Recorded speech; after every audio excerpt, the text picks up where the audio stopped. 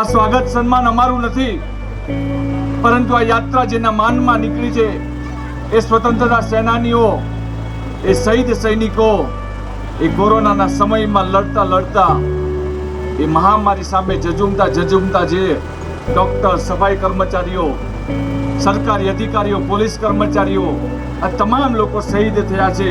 એ તમામના માનમાં યાત્રા છે. તમે બધાએ શહીદોનું સ્વાગત કર્યું છે. આ મહેનત, આ પરિશ્રમ, આ જે લોકોએ આ દેશને આઝાદી અપાવ્યું છે, એ સ્વતંત્રતા સેનાનીઓ, જે યુવાનોએ આ દેશ માટે પોતાના જીવનનું બલિદાન આપ્યું છે, એની સામે આ ફોડલા કંઈ નથી.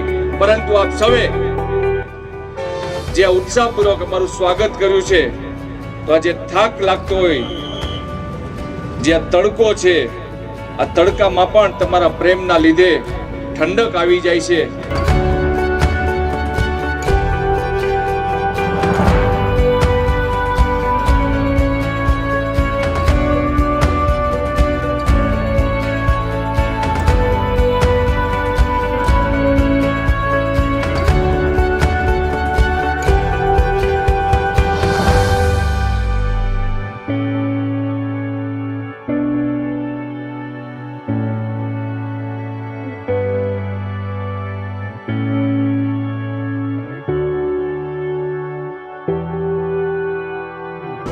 પણ કાશ્મીર અત્યાર સુધી ભારતનો અભિન્ન હતો.